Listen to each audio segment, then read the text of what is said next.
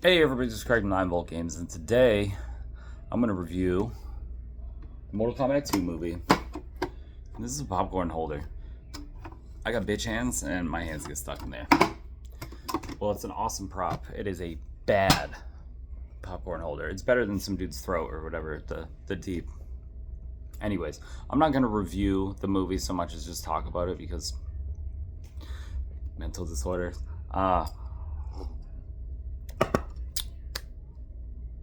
So, non-official review. However, this is going to be full of spoilers. All right, sorry. I can't talk about this without spoiling it. So, if you don't want anything spoiled, I strongly suggest you leave now. So, anyways, let's talk about a couple things I did not like. All right, because I'm not going to sit here and tell you that the movie was a 10 out of 10. It was not a 10 out of 10. It was, for me personally, it was an 11 out of 10. But objectively, if you are just a movie goer, not a gamer, and definitely not a Mortal Kombat fan, I'm not sure how much you would enjoy this movie. If you are the type of moviegoer who likes to turn your brain off and just enjoy things, you probably will enjoy it. If you're not a gamer and you enjoyed the Resident Evil movies, here you go.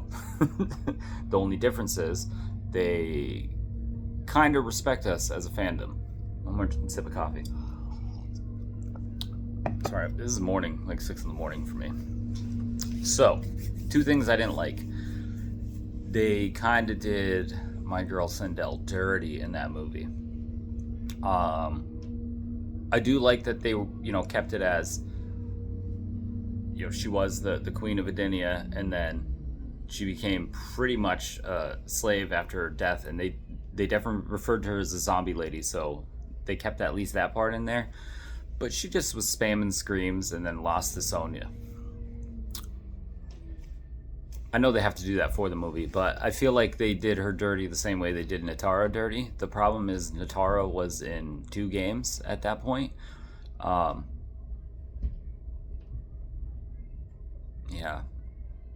Queen Sindel. But they obviously have a chance to fix that. Obviously Shao Kahn can come back. The other thing that I didn't like, but ended up being one of my favorite parts of the movie, was they gave Baraka Tremor's personality. And then after I saw the movie, the director says, or the writer says, that they wrote Tremor out of this movie. So he was in it, and they just mushed his personality onto Baraka. And then ironically, Baraka was my favorite character of the movie. So I did like it. I mean, MK11 did open it up to where Baraka would match how Johnny Cage would talk.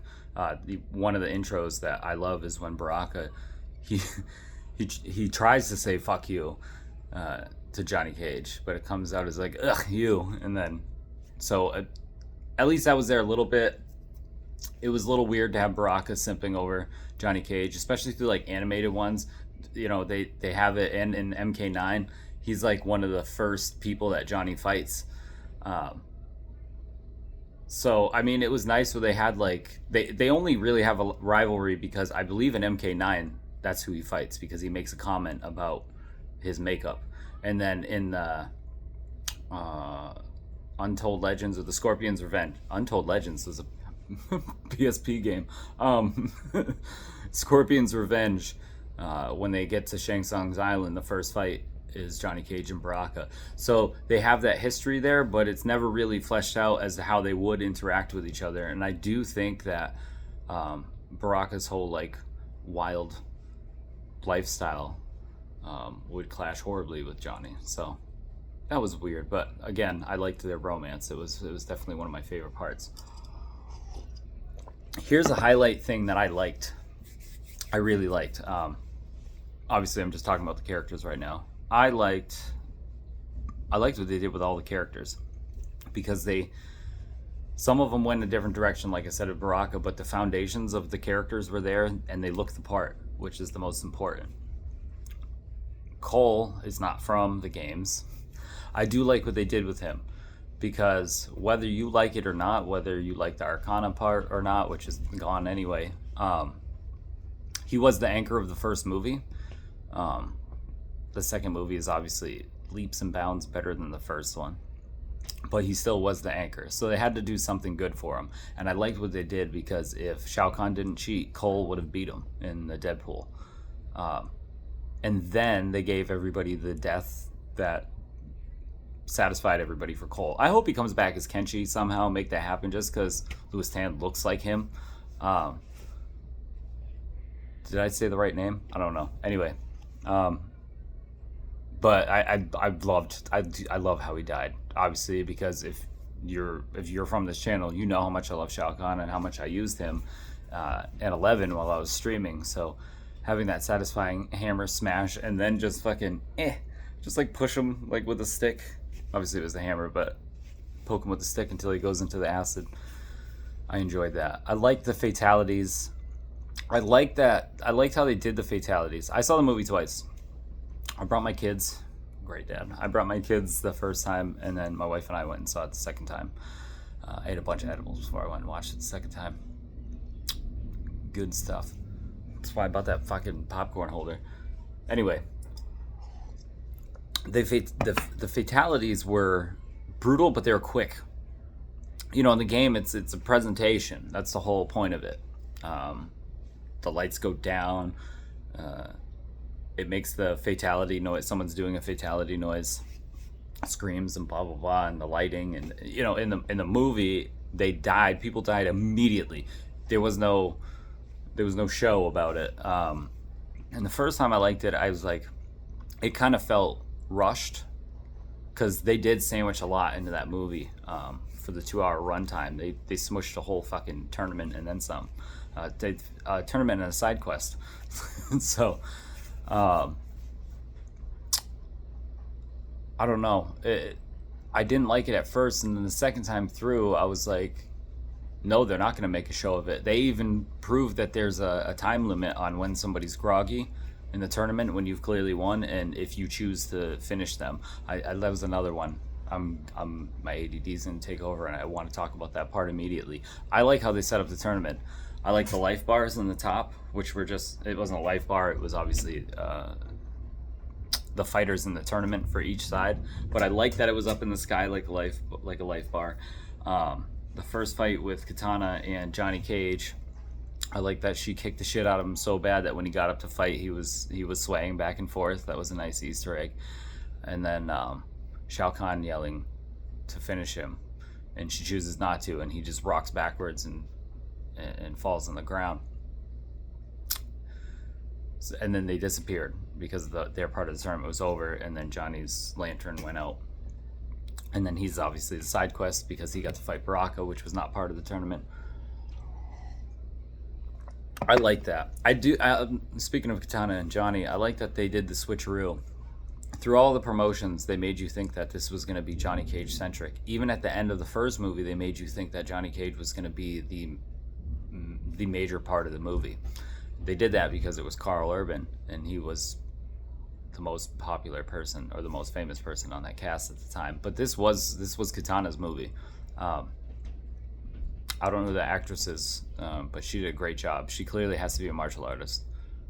Obviously, you could tell during the fights. By the way, I saw this in another review, so I'm not like stealing it, but it's the only way to say it. You could tell who was an actor and who was a martial artist. Whereas in the first movie, it felt like everyone was a martial artist. But that worked to Johnny Cage's advantage in the Baraka fight.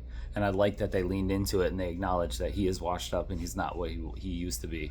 So his is more of his personality and ability to lie or fake it till you make it.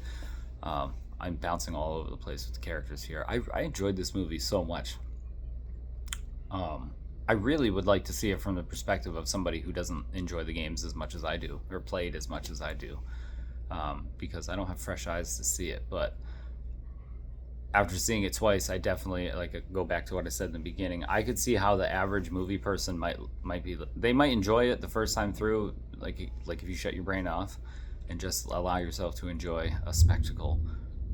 But I don't think it's something that the average viewer would watch again. Whereas I've already seen it twice, and contemplating going to see it again by myself. I loved it. Man. I liked Quan Chi. I'm a big fan of the show Mr. In Between. And Quan Chi is from Mr. In Between. There's a little Easter egg for you. But he was the other.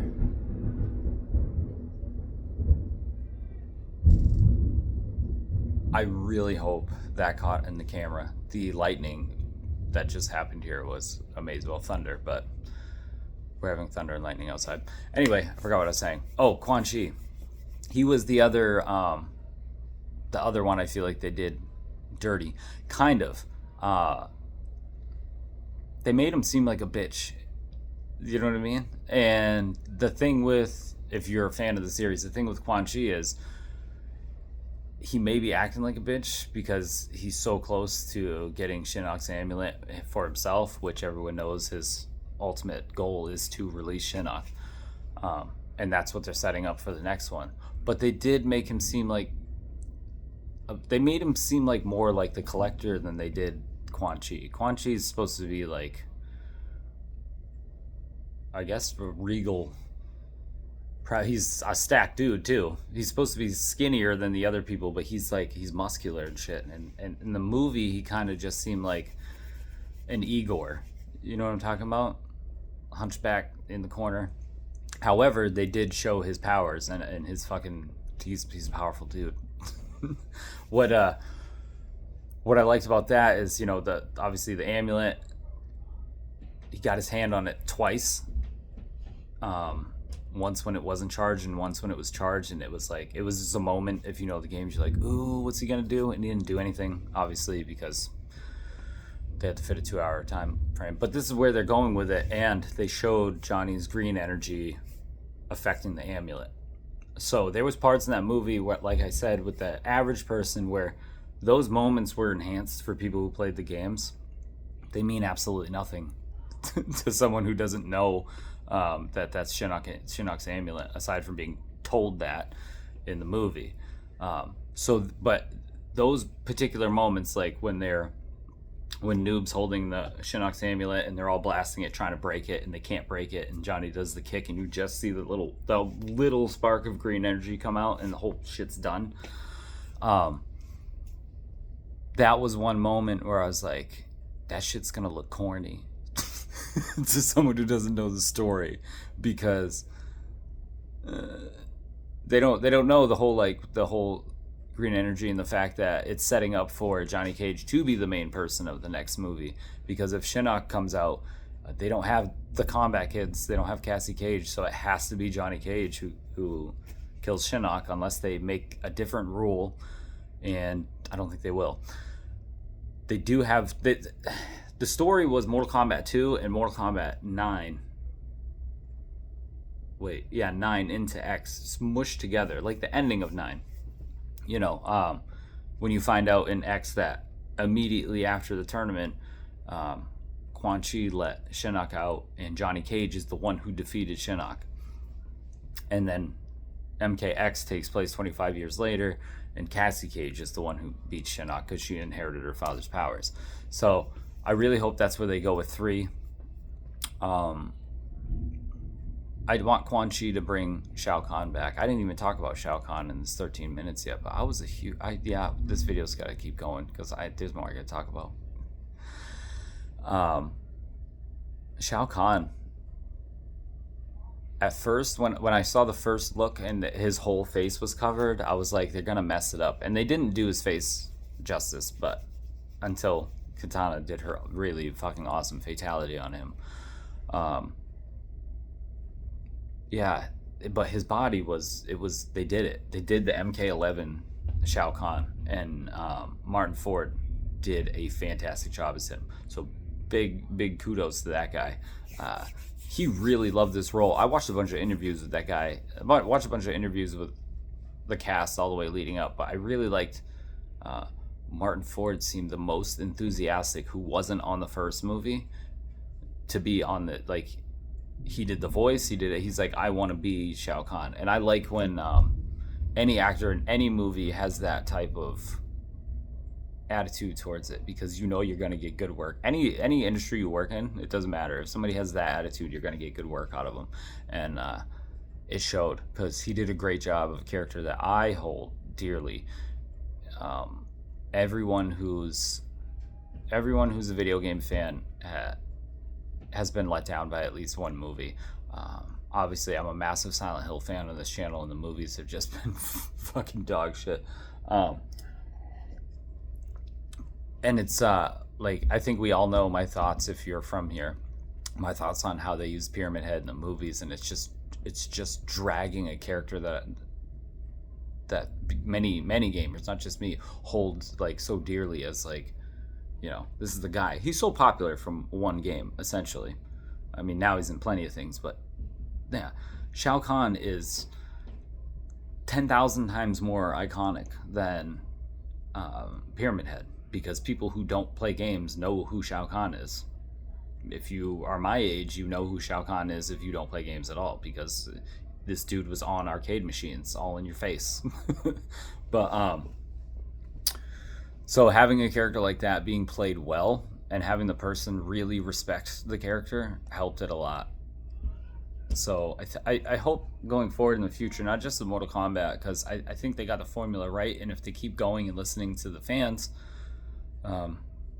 that's how they made the massive improvements from 1 to 2.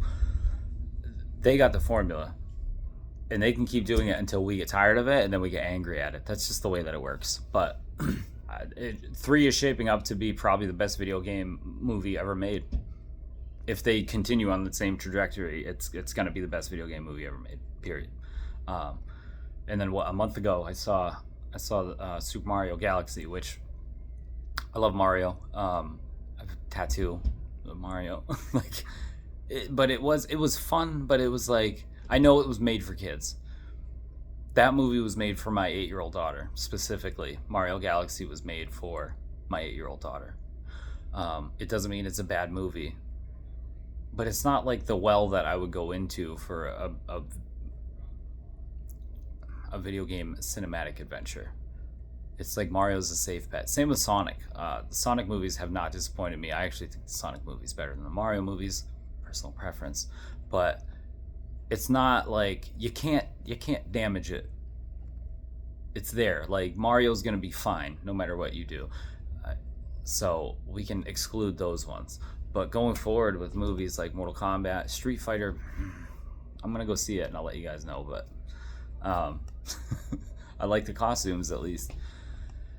Just have the passion. Actually, I should say that about Street Fighter. The Street Fighter cast actually seems to have the passion for the characters. So, like, I was talking with Dan this morning about Street Fighter, and he's like, you know, everyone knows from this channel, Dan's a huge Street Fighter fan. Even he said, he's like, that movie's gonna be shit. And I was like, I know, but I really like the way it looks. So who knows? It might be fun. Maybe I need to shut my brain off. Who knows? Mortal Kombat. Back to it. Let's see. Kung Lao and Liu Kang was the best fight in the movie. I really want a Shaolin Monks spinoff. Put that shit on HBO. I will watch it. I would watch a season at least. If you did that to bridge between movies, I would watch a season. That's a really good idea. I'm gonna start spamming my social media to WB for that shit, because Shaolin Monks, 1 season, put it out between now and Mortal Kombat 3, which won't come for like another 5 years, right? If you do it right, 3 to 5 years, please. Or just do a story where he goes and turns Kung Lao back. That would be awesome. I want that. I gotta stop talking about it. If you guys want another video, I'll talk about the movie more, because I only covered like less than half of it. But thank you guys for watching. Go see it if you haven't. You shouldn't even be listening to this part anyways. Bye.